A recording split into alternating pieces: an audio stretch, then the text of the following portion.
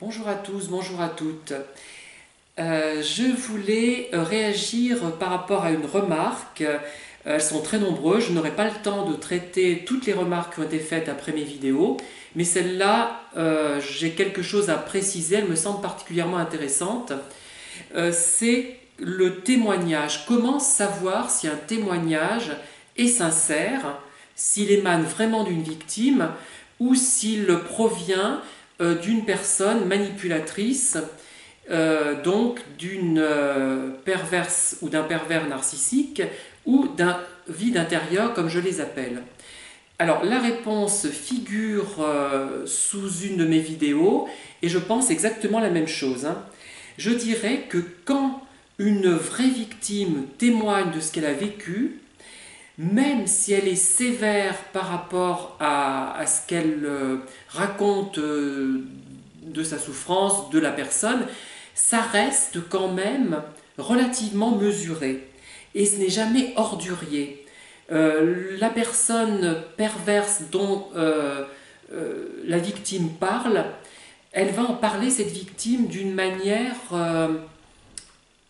relativement posée, relativement polie, relativement indulgente. Enfin, finalement, elle dira bon, c'était un beau salaud, mais voilà, ça reste relativement courtois et la personne dont elle parle, qui était odieuse, qui était monstrueuse, euh, évidemment, elle exprime du mal sur cette personne, mais elle ne la réduit pas à une créature piétinable, elle ne le réduit pas du poisson pourri en gros. Bon, il y a des nuances.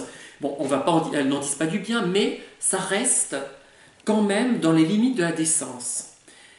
Quand il s'agit d'une personne perverse qui parle de son prétendu tortionnaire, là les choses sont différentes.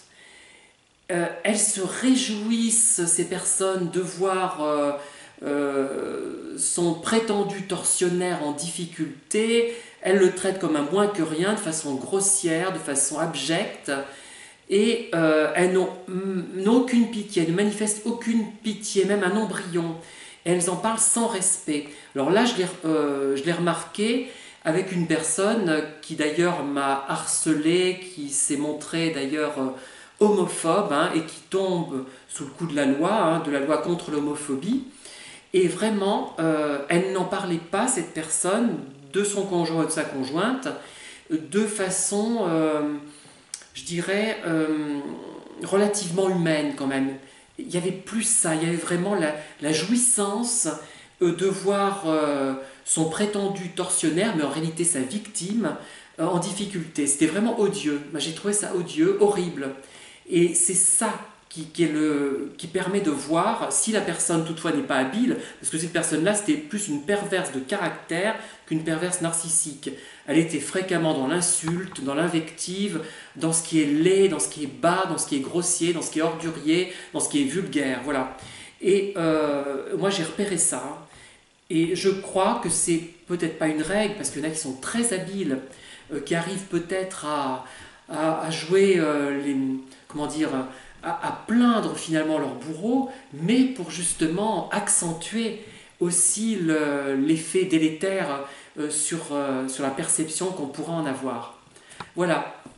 Donc voilà ce que j'avais à dire sur cette question. Bon, je vais aller me coucher, je vais lire un roman de Jules Verne, Le village aérien, je ne sais pas si vous le connaissez, et c'est peut-être pas le meilleur, mais bon.